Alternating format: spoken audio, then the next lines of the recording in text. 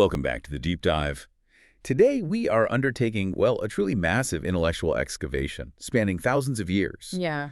We're kind of strapping ourselves into the history machine, and I suspect it's going to be a bit of a bumpy ride across continents and epochs. It really is. It's less a single historical narrative, isn't it? More like pulling an entire library shelf of sources, everything from ancient state accounting to 20th century labor uprisings and just dumping it right onto the floor. That's a great image. That chaotic beauty is exactly what we've got.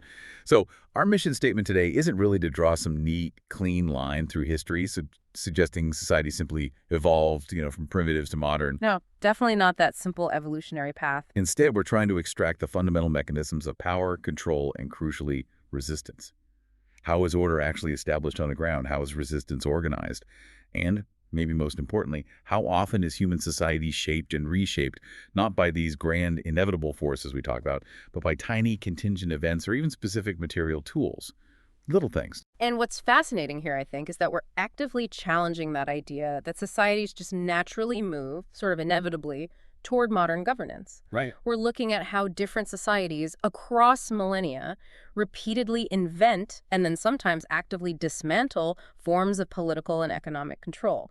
And to really understand this, we have to focus on the specific evidence. Okay. So we'll be looking at, say, the bureaucratic paperwork that suggests stability, the accounting records, the religious objects, and then contrasting it sharply with the violent discontinuity, things like a sudden military revolt or the complete collapse of a walled city. Stability versus chaos, seen through the details. Love it. Active. Okay, let's start then with maybe one of the most persistent and maybe deceptively simple tools of control, the economy, specifically money. It does. It almost seems too mundane to be revolutionary, right? It does. But our sources on ancient Greek economies suggest that this simple development of fractional coinage small change fundamentally rewrote the social contract. Oh, it was profoundly revolutionary, exactly because it solved the problem of the small, everyday transaction. You see, for a long time, earlier scholarship really focused on the major denominations, the big silver coins. Right, the stuff you find in hoards. Exactly. And they kind of ignored or downplayed fractional coinage in the early Greek silver economies. But these tiny coins, these were the linchpin. Before them, if you were trading significant amounts, you had cumbersome tasks. You had to weigh the bullion. You had to assay it to check the purity. A real hassle for buying, some vegetables. Precisely. And if you were trading those small items, a handful of lentils, borrowing a tool, a minor service, you weren't using bullion. You were relying entirely on neighborly reciprocity. Okay, so a sort of IOU-1 system. Exactly. You relied on reciprocal obligation. You received the item, maybe the lentils, but now you were tied to that person. You owed them a favor or maybe a future debt, maybe something unspecified. And this system, well, as the archaic poet Hesiod noted, quite grumpily. Hesiod. Always complaining about neighbors, wasn't he? He really was. He shows it was fraught with tension and limitation.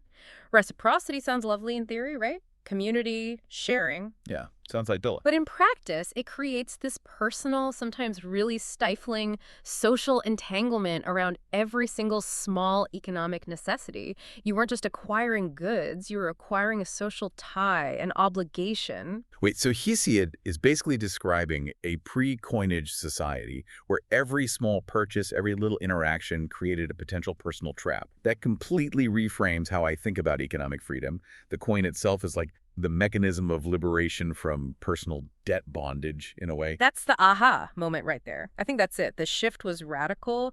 Coinage, especially small change, brought efficiency.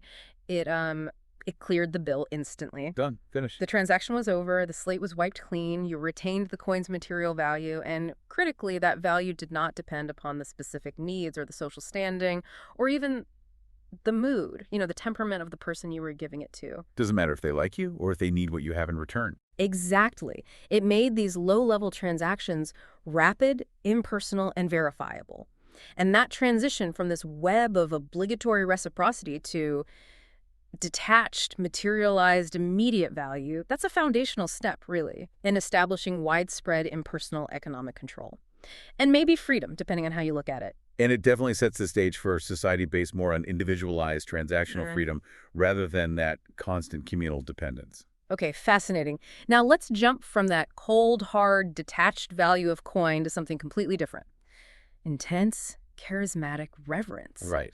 We're moving into the medieval period where control wasn't just exerted through economic efficiency, but through belief, often embodied in really powerful material objects. Absolutely. The material culture of power, it's crucial. We often get our understanding of the medieval period from the dominant written narratives, chronicles, theological The texts. official story. Right. But the physical artifacts, what archaeologists call the material remains, they offer a different complementary perspective. Sometimes they even contradict the texts.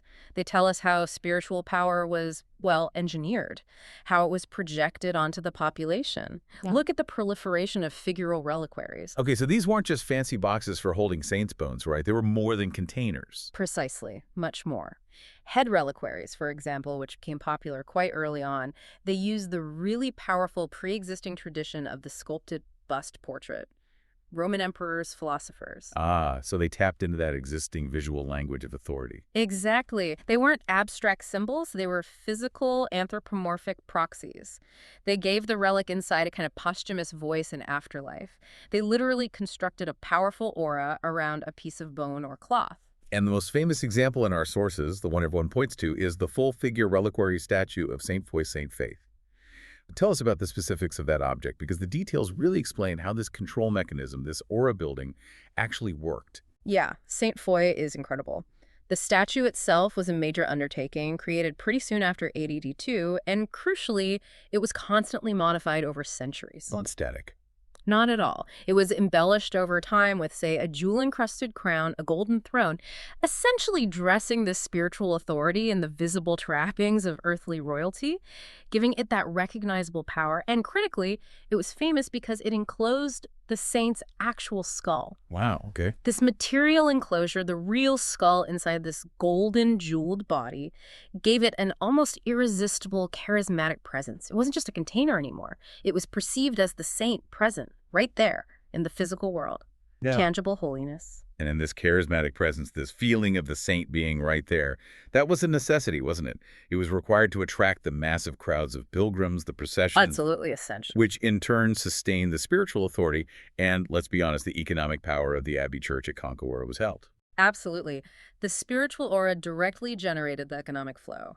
Pilgrims brought donations, trade followed the routes, but the sources also contain a really crucial nuance here.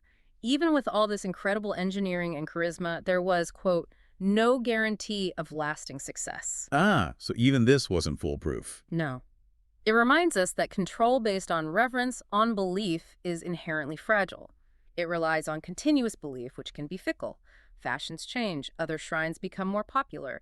It shows the constant human effort needed to transform the mundane material around them. A coin, a reliquary, even a small votive offering, into these biographical objects that hold memory and are intended to command power. So whether it's through small change-making transactions impersonal or jeweled skulls making saints present, power needs these specific material tools. Okay, let's move to what might be the ultimate challenge of control, the administration of empire. That requires stability, predictability, reliable revenue streams. The bedrock of any large state. And our sources detail a fascinating, maybe cautionary tale of flawed imperial administration in colonial India. Lord Cornwallis's permanent settlement of 1793 in Bengal. Yeah, this was, it was really a desperate political act driven entirely by economic necessity. The British East India Company administration was still reeling decades later from the devastating Bengal famine of 1770. Which killed millions, right? Utterly catastrophic. Catastrophic. And the administration afterwards was marked by profound uncertainty. Cultivators were scarce, they died or fled. Land revenue collection, the main source of income, was completely unreliable. The local revenue collectors, the zamindars, they had endless excuses, endless pretexts for failing to pay the company. Often blaming the very real scarcity of peasants, I imagine. Exactly. Sometimes genuinely, sometimes opportunistically. But the result was the same. The state budget was dangerously unpredictable. The company couldn't plan. And Cornwallis' solution was just radical political simplification. Cut to the complexity, the sources call it cutting the Gordian knot.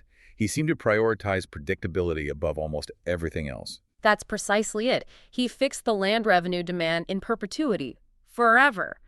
And the payment of this fixed demand became the exclusive responsibility of the zamindar. The law, Regulation First of 1793, was brutally clear about this. No wiggle room. None. Excuses about famine, flood, absconding peasants, completely irrelevant.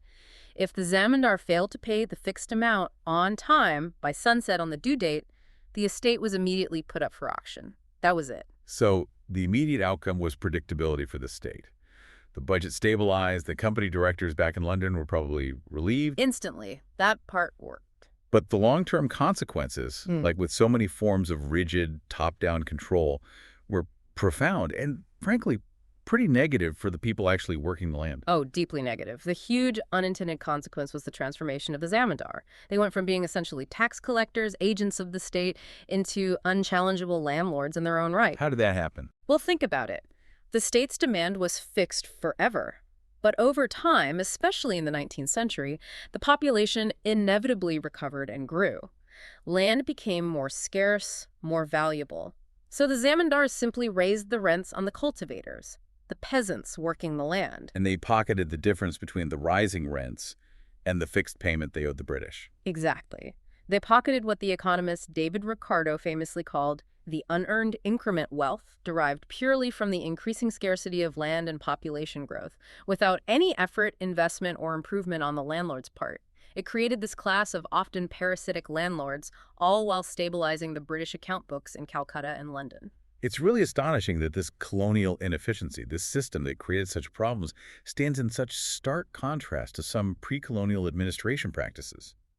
The British themselves later encountered systems in the south of India that actually worked pretty efficiently, didn't they? That is the essential contradiction, and it undermines the whole idea of the British bringing modern administration. Later on in the Mysore region particularly, the British preferred a different approach, the direct assessment of peasants, known as Ryotwari. And this was a system that Tipu Sultan, their enemy, The ruler they fought several wars against. yes, Tipu Sultan had managed this direct assessment system with astonishing efficiency. He'd used this well-tuned administrative machine to finance his very expensive, quite modern wars against the British themselves. So effective, centralized state control over resources wasn't some unique British invention they brought to India. Not at all. It demonstrates they often just replaced existing, sometimes quite sophisticated local systems with these blunt, fixed instruments like the permanent settlement. Why? Because it prioritized their own bureaucratic convenience and predictability over agricultural sustainability or, frankly, fairness. And if we trace this fundamental need for bureaucratic accountability for tracking things right back to the origins of the state itself, we see the absolute necessity of these kinds of tools, even in their earliest forms. Yes, absolutely. The necessity of tracking and confirming resources is there from the beginning.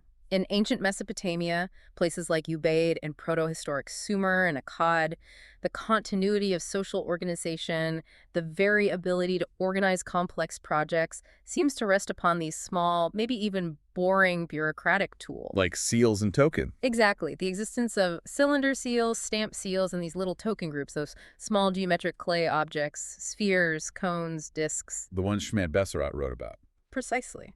These seem to have been the original mechanism for tracking responsibility, acknowledging receipt of goods, confirming that sealed containers or storerooms hadn't been tampered with. They were arguably the earliest predecessors of double-entry bookkeeping. It just confirms that stability across vast epochs rests not just on grand pronouncements or ideologies, but on the practical capacity of the state or any large organization to manage debt, resources, and accountability using small, verifiable, material objects. Okay, so we've established that states go to great lengths to create sophisticated material systems. Coins, reliquaries, fixed tax regimes, all designed to create stability and predictability. Right, the architecture of control. But those systems, no matter how well designed, are always vulnerable to contingency, to the surprising unexpected event, or sometimes just the simple failure of leadership at the top. We see this really vividly in the history of the Byzantine Empire. Oh, Byzantium is almost a textbook case study in the fragility of centralized power. When power is so concentrated in a single personality or a small ruling group, that entire system is only as strong as that individual or the often fragile circumstances that keep them propped up. Yeah. Consider Theodosius II. He was technically crowned emperor in 408 AD when he was less than a year old. An infant emperor. Right, so obviously not ruling himself for a long time. Not at all. For years, his reign was dominated by stronger personalities around the throne, most notably his politically very shrewd older sister, Pulcheria. She was Augusta, effectively co-ruler for a long time. Now, you might expect a reign led by a seemingly weak ruler, dominated by family members, court intrigue. You'd expect maybe a period of collapse, constant civil war, frontiers crumbling. That would be the logical assumption. But our sources actually note his long reign was marked by, quote, extraordinary peace on the frontiers. How does that work? Well, it was a very, very expensive peace. It was peace bought not through military strength or strategic genius on his part, but primarily through constant cash payments, basically buying off potential threats. Particularly the Huns, right? Attila. Exactly. Buying off Attila and the Huns with enormous sums, rich gifts, yearly stipends. This strategy did keep the powerful military commanders, the generals, away from Constantinople, the capital. Keep them busy on the frontier, far from political power plays. Precisely. Prevent them from gaining too much political influence back home. But it was a fundamentally unstable peace. It depended entirely on the treasury having enough gold. When the cash dried up, or a single diplomatic miscalculation occurred, the whole system was incredibly brittle. One bad harvest away from disaster, maybe? And that inherent brittleness was exposed just dramatically, wasn't it, in the military revolt against the Emperor Maurice in 602. And the spark seems almost mundane, a single terrible operational decision. It was a terrible decision. The spark, the immediate trigger, was Maurice's order for the troops stationed on the Danube frontier to winter across the Danube in hostile territory. Instead of coming back to safe established camps. Right. This was seen, understandably, as catastrophic for morale, for logistics, probably for sheer survival. Frostbite, lack of supplies, constant danger. This disastrous order triggered an immediate military revolt among those frontier troops. But what's really crucial is how incredibly rapidly that localized dissent metastasized in the capital, in Constantinople. It wasn't just the army. No, it immediately gained support from the senators, the traditional aristocracy, and the powerful urban political groups, the circus factions, the Greens and the Blues. Okay, for listeners who aren't maybe steeped in Byzantine history, we really can't overstate the political power of these circus factions in Constantinople. These weren't just like chariot racing fan clubs, were they? Not at all. That's a common misconception. The Greens and the Blues were incredibly powerful, highly organized, urban militias, guilds, neighborhood associations. They were essentially deep-rooted political and economic entities that controlled vast portions of the city's resources, manpower, and social life.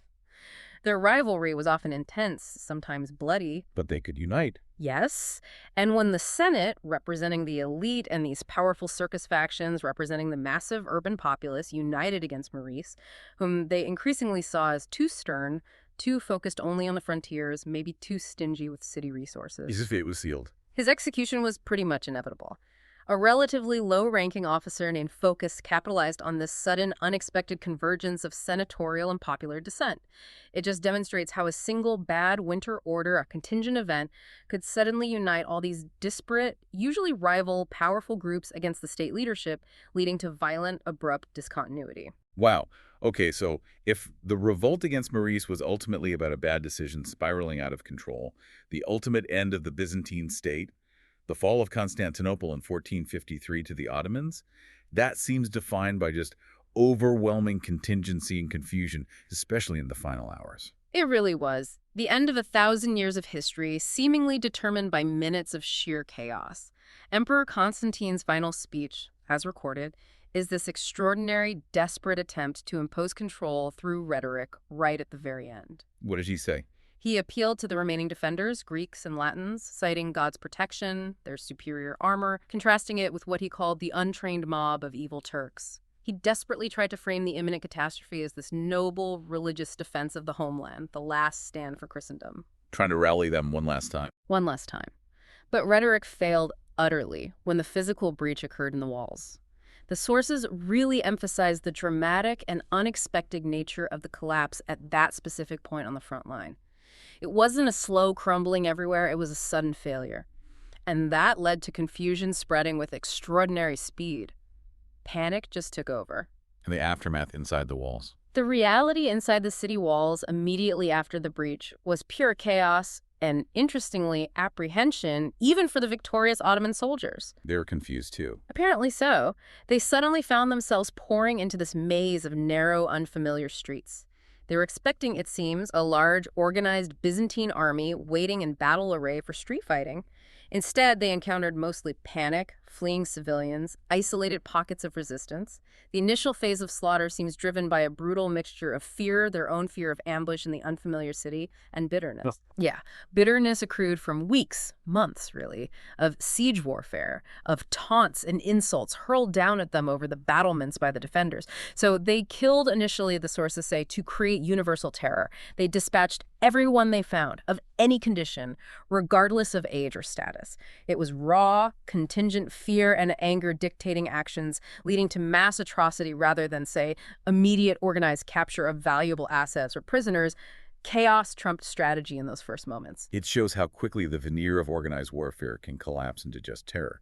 Okay, so when the established state breaks down externally, or is threatened internally, the state's reaction to internal resistance can be just as brutal, maybe even more calculatedly brutal than an external invasion. We see this clearly in 14th century France with the violent suppression of the peasant uprising known as the Jacquerie. Yes, the Jacquerie absolutely terrified the established feudal order. The nobility didn't just see the Jacques, the peasants, as, people protesting high taxes or war levies. They viewed them as an existential threat, fundamentally designed, in their eyes, to destroy the gentry, to overturn the entire social order. So it was perceived as class warfare, where the stakes were seen as total annihilation of one side or the other. Absolutely. That's how the nobles framed it. And the counteraction, the suppression, was led by Charles of Navarre. But his motivation wasn't purely defensive, was it? It wasn't just about protecting the existing order. No, not entirely. Charles of Navarre, Charles the Bad, as he was known, was a complex figure, a claimant to the French throne himself. He was keenly aware that he needed the nobility's financial backing and political support to advance his own ambitions, to potentially gain power in the wider French political landscape embroiled in the Hundred Years' War. So crushing the peasants was politically useful for him. Extremely useful. His decision to lead the counteraction was a calculated move of political self-preservation and ambition. He aligned himself absolutely with his own kind, the aristocratic class, by ruthlessly suppressing the uprising. It solidified his standing with them. And the ultimate failure of the uprising itself, despite its initial terror-inducing success, seems to rest on a key tactical failure, driven by the Jacques themselves against the advice of their leader. Yes, their main leader, Guillaume Kyle, seems to have been a relatively pragmatic figure for a peasant leader in that era. He apparently ordered a sensible strategic fallback towards Paris. Why the Paris? To try and link up with sympathetic elements in the city, perhaps Etienne Marcel's reformist movement, to get aid, maybe supplies, maybe just a safer operational base. But the Jacques, the rank and file, flush with their early successes, refused. The sources describe them as being eager for a fight, overconfident. Impatient. Impatient, exactly. This overconfidence and desire for immediate confrontation led them to deploy poorly for the decisive battle at Mello. They had some 600 poorly mounted horsemen who were just completely routed by Charles of Navarre's much smaller but professional, heavily armored cavalry. The contingency here is that crucial human element. Tactical discipline failed because of emotional indiscipline, battle lust perhaps, and that ensured the defeat and the subsequent incredibly violent suppression of the movement. Thousands were massacred afterwards. A failure of restraint led to utter disaster. Yeah. Okay, finally in this section, let's turn to the transition of rule in Rome. That shift from republic to empire, which was defined not just by civil war, but by political manipulation and truly shocking brutality. The late republic didn't just collapse under military might, it was also undermined by the weaponization of constitutional law itself. That's a really important point. The Senate faction opposing Julius Caesar, the conservative optimates, declared him a public enemy, hostis. Our sources are actually quite precise on this. This faction invoked legitimate constitutional sanctions against him, things like the Senatus Consultum Ultimum. The final decree, giving emergency powers. Right, but in doing so, they completely, and probably deliberately, misrepresented the true wishes of a vast majority in the Senate, in Rome, and in Italy. It was a relatively small, hardline elite using the mechanisms of law and tradition to try and shut down a more popular, perhaps more reformist, political agenda represented by Caesar. And by doing that, they basically ensured that violence was the only recourse left. They backed him into a corner, legally speaking. They did. And the establishment of the new regime, first the triumvirate and then under Octavian, later Augustus, was absolutely founded on this violence. The brutality wasn't just a byproduct of war. It was a conscious tool of political control, of reshaping the state. And the most infamous tool was prescription. Absolutely. The infamous practice of prescription, the public listing, condemnation, and execution of political opponents, often involving the confiscation of their assets to reward supporters and fill the treasury, was key to consolidating power. Appian, the historian, writing much later, offers these gripping, horrifying anecdotes illustrating the almost random terror this system inflicted on individuals. But the most striking example, the one clearly designed to communicate the absolute end of the old Republican order and the total power of the new one, was the fate of Cicero. Yeah, the gruesome display of his body parts. Tell us about that. The display of Cicero's severed head and hands, nailed up on the rostra, the main speaker's platform in the Roman Forum, the very place where he had delivered so many of his famous speeches against tyranny. The symbolism is just overwhelming. It was a deliberate, shocking act of state-sanctioned murder and political propaganda, silencing the Republic's greatest voice, literally and figuratively. The sources even note that Seneca the Elder later used this very topic, Cicero's death, for rhetorical exercises in schools, illustrating how quickly this horrific political murder became embedded as a foundational cultural lesson. This is what happens to opponents of the regime. Dissent equals death. Octavian's early, ruthless brutality, which stands in such contrast to his later carefully crafted image as the stabilizing, peaceful Augustus, shows that the foundations of the new Roman state, the empire, were explicitly laid in fear and the violent suppression of political alternatives. So we've tracked how states create these complex systems of control, and also how those systems can fracture, often quite suddenly. Now let's pivot to the other side of the coin. The persistent human struggle against that control. The fight for basic dignity, for recognition, for self-determination. And we really have to start this part with the raw, foundational cruelty of systemic injustice in America, experienced directly through Frederick Douglass's early life, as recounted in his narrative. Yes, Douglas's narrative is just essential reading here. It lays bare the infrastructure of cruelty, the everyday violence upon which the entire system of chattel slavery rested. He describes the whipping of his own aunt, Hester, by his first master as the moment he understood slavery. He called it the blood-stained gate, the entrance to the hell of slavery. It wasn't just punishment, was it? It was something more insidious. Exactly. He describes it not as random violence, but as a calculated performance designed to terrify everyone who witnessed it and assert the master's total, absolute control over the enslaved person's body and will. The account is just horrifying because it shows the perverse, almost ritualistic nature of the violence inflicted on his Aunt Hester. He says his master would whip her to make her scream and then whip her to make her hush, stopping only when the master himself was overcome by fatigue, leaving her literally covered with blood. It was this torturous cycle designed to deny her any measure of control, even over her own physical or emotional responses. Pure domination. And that deeply personal, intimate brutality was buttressed, crucially, by an absolutely unforgiving legal structure that denied enslaved people any recourse. Douglas recounts the brutal attack on him by white apprentices at Mr. Gardner's shipyard in Baltimore, where he was learning to caulk. He was badly beaten, wasn't he? Almost lost an eye. Terribly beaten. And when his master at the time, Hugh Auld, horrified by the injuries, attempted to seek legal redress, the magistrate and Esquire Watson delivered the cold, hard legal reality of Maryland at the time. What did he say? He explained, quite matter-of-factly according to Douglas, that he could issue no arrest warrant based on Douglas's testimony alone. Why? Because, Watson stated, the testimony of 1,000 colored people would have been insufficient to have arrested one of the white murderers. 1,000 black voices, legally worth less than the denial of a single white attacker. The system was just explicitly legally engineered to deny black individuals any legal personality, any standing, any recourse to justice whatsoever. The denial of personhood was total, legally invisible unless accused of a crime. And that is precisely why the discovery of resistance literature, of abolitionist thought, was so incredibly powerful for him, so transformative. Reading The Liberator, William Lloyd Garrison's abolitionist newspaper. He stumbled upon it, right? Yeah, yes. It gave him this profound, almost existential thrill of joy, as he put it. That written word, the arguments for freedom and against slavery, became his meat and his drink. It set his soul all on fire, fueling his determination to escape and, eventually, his path toward becoming a powerful public speaker and advocate for abolition himself. It was the first time he encountered a narrative that validated his own lived reality and offered a language, a framework, a path out of that legal and psychological trap. The power of finding your voice, finding a narrative that fights back. Okay, now, the fight for self-determination isn't always against an external system as brutal as slavery. Sometimes it's an internal struggle within a society to completely redefine the national culture, the dominant narrative.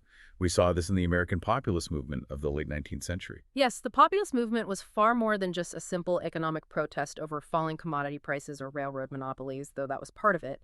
It was this really ambitious, grand attempt by marginalized farmers, primarily in the South and the Great Plains, to create a whole new and independent culture for themselves. They realized they couldn't just win economically. Exactly. They recognized that to win the economic fight against the banks, the railroads, the northeastern financial elite, they first had to win the ideological fight. They had to challenge the dominant culture that told them they were backward, ignorant, failing because of their own flaws.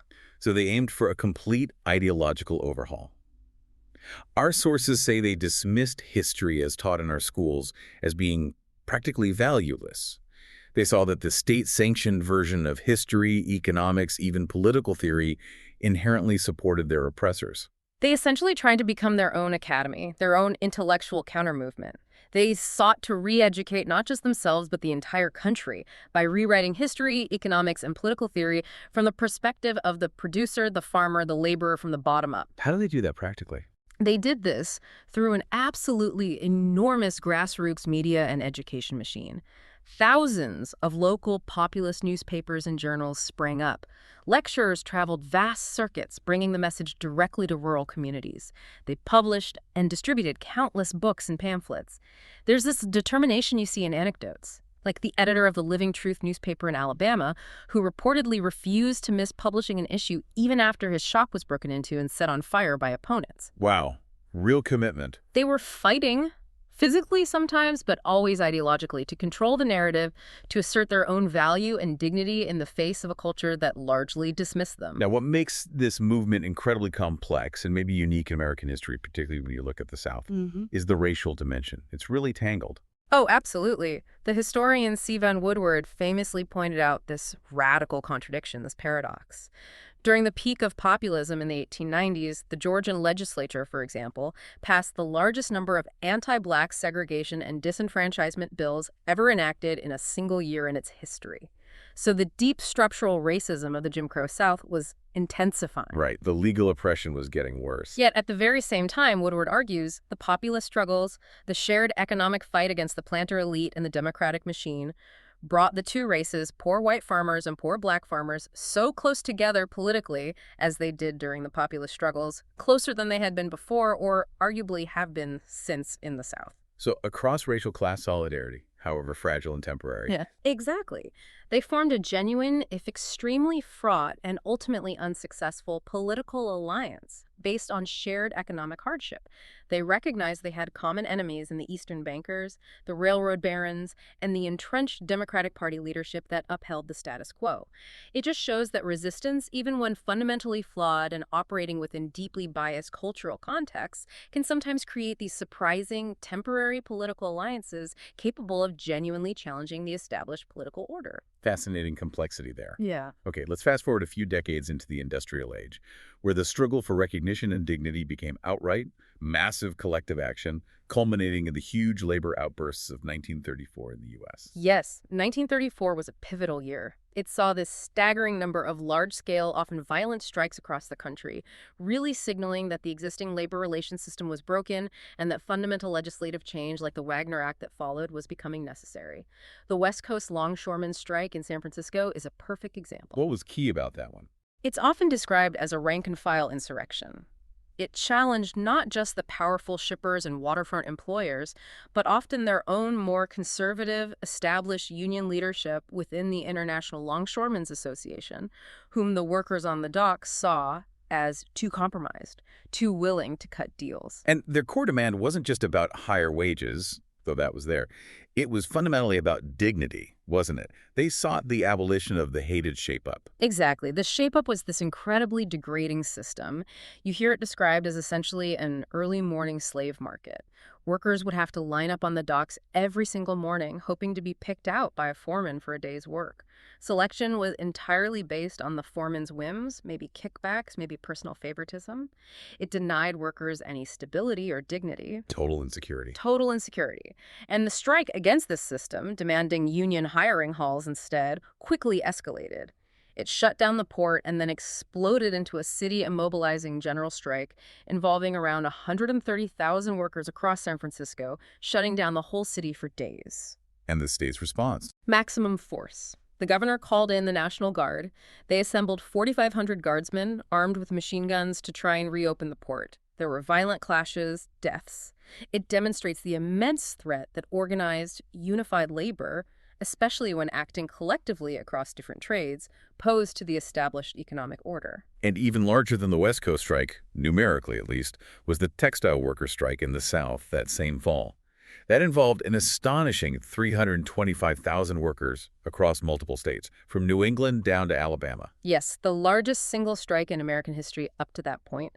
And here again, the sources emphasize that the impetus came largely from the rank and file, often operating against the wishes of their more reluctant, moderate national leaders in the United Textile Workers Union. So grassroots energy driving it. Absolutely. And this strike forced the innovation of a new tactical tool born out of necessity, the flying squadron. The textile industry was vast, geographically dispersed across hundreds of mill towns. Hard to coordinate a strike across that area. Very hard. So the workers organized themselves into these mobile units, traveling in trucks and automobiles, moving rapidly between strike areas. They would physically enter mills that were still operating and unbelt the machinery, literally disconnecting the power looms to force shutdowns and bring reluctant workers out. Wow, that's direct action. Physically stopping production. Extremely direct action designed to destroy the employer's ability to profit until the human demand for better conditions, for union recognition, for dignity was met. And the state's response there, particularly in the South. Absolutely ruthless. Predictably so, perhaps. The source material details the widespread deployment of local deputies, private mill police, and armed strikebreakers. In South Carolina, at Chicola Mill in Honia Path, deputies fired directly into a crowd of pickets, resulting in the killing of 7 workers and injuring many more. The fight for recognition and basic rights in the industrial sphere was very often a direct physical and frequently violent confrontation, where workers literally had to put their bodies on the line to stop the system of production, to force any kind of recognition from employers and the state. A brutal reminder of the costs of that struggle. Okay, finally, let's connect this long history of struggle back to the relationship between economic systems and personal dignity by looking at the feminist critique of unpaid labor in the home, the struggle for recognition in what might be the most intimate sphere. Yes, this brings the analysis right into the household and draws perhaps the clearest connection between fundamental economic structure and perceived social status or value. The core critique, articulated powerfully by second-wave feminist theorists like Margaret Benston back in the late 60s. What was her main point? Her main point, and that of others, is fundamentally about how value is assigned in a capitalist society. Wow. If work like housework, cooking, cleaning, child-rearing, elder care, all the labor primarily done by women in the home, is not paid for, if it doesn't enter the cash nexus, then it is considered economically valueless. Not part of the real economy. Exactly. It's outside the gross national product. And if your primary work, the thing you spend most of your hours doing, is deemed valueless by the dominant economic structure, what does that imply about your value, your social standing? Yeah, the implication is pretty clear. Benston argued quite starkly that women doing unpaid housework are functionally outside the modern economic system. She compared their position to that of a serf or peasant who subsists largely outside the cash economy and therefore lacks the social power, the independence, the self-determination that comes from performing labor that is recognized and valued by the system, usually through wages.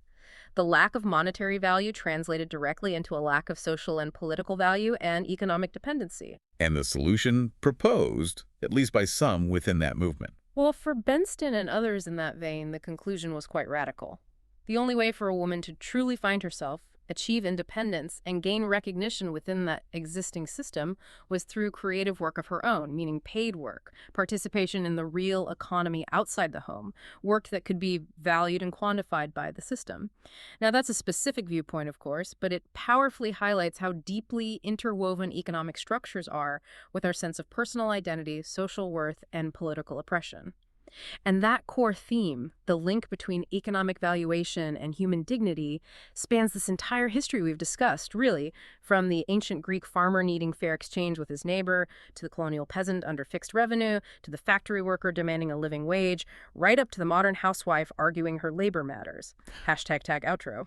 This deep dive today has really shown us, I think, that societies are not on some inevitable linear march towards a single preordained state model. Not at all. Definitely not. They seem defined by constant, often chaotic internal tension. There's this perpetual push and pull, isn't there? The tension between standardization, like that fixed revenue system in India trying to make things predictable, and individuality, the messiness of real life.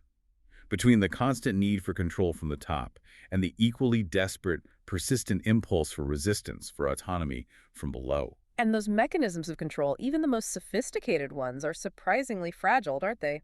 Niccolo Machiavelli, whose work pops up in our sources, famously warned centuries ago that relying on mercenary arms on forces you don't directly control is always risky. He cited examples where those mercenary captains inevitably crush their masters or just seize power for themselves when the opportunity arises. We saw that fragility everywhere today. Everywhere. The predictability the British sought in India through the permanent settlement led directly to the enrichment of an often oppressive zemindar class. The Unity Emperor Constantine, desperately sought through rhetoric in 1453, utterly failed in a moment of pure contingent military confusion at the walls. These systems break. And today, you could argue the material basis of control has shifted again. Maybe less from silver coins and land deeds, and more towards data, attention, information flows. Modern systems, like what Shoshana Zuboff calls surveillance capitalism, Right. they seem to achieve stability partly through a rhetoric of inevitabilism. This idea that this level of information gathering and behavioral prediction is just the necessary, unavoidable way the modern world must work. And it's often coupled with an ideology of human frailty. Explain that, the human frailty part. The idea, maybe implicit, that humans are just too irrational, too lazy, too easily distracted, or too preoccupied with daily life to really notice or care about the extent of their own subjugation to these information systems, or to effectively fight back against this total information control. So that ideology of human frailty becomes the contemporary version of, say, Cornwallis's fixed demand, or the emperor demanding unquestioning loyalty. It seeks to make the current system appear just as immutable, as unchallengeable as those older forms of power. That's one way to look at it. Yet, as we've seen repeatedly today, the historical record shows pretty clearly that when social contracts genuinely fail, whether that's due to corruption, incompetence, famine, unforeseen conflict, or just systems becoming too oppressive, the reaction often does involve mass mobilization. It involves people demanding change, rewriting the foundational rules, just as those American populists tried to rewrite history and economics from their perspective over a century ago. The impulse to resist, to demand recognition, persists. It seems to. So maybe we leave you, the listener, with this final provocative thought. If our sources today show just how quickly highly complex, seemingly powerful, seemingly immutable civilizations, from Rome to Byzantium to maybe even colonial empires, can fracture due to contingency, internal failure, or successful resistance, how aware are we really today of the potentially fragile genetic foundation, as one source put it, upon which our own incredibly complex global civilization rests? And if the mechanisms of control are always, at root, material, whether they are based on coinage, land ownership, control of production, or today, control of data and information, how quickly might we, like the populists or other movements we discussed, find ourselves needing to fundamentally rewrite our own history, our own economics, our own understanding of value, to ensure that that persistent human struggle for dignity and recognition isn't ultimately lost to systems designed for predictability, for profit, or for an inevitabilism that serves only a few?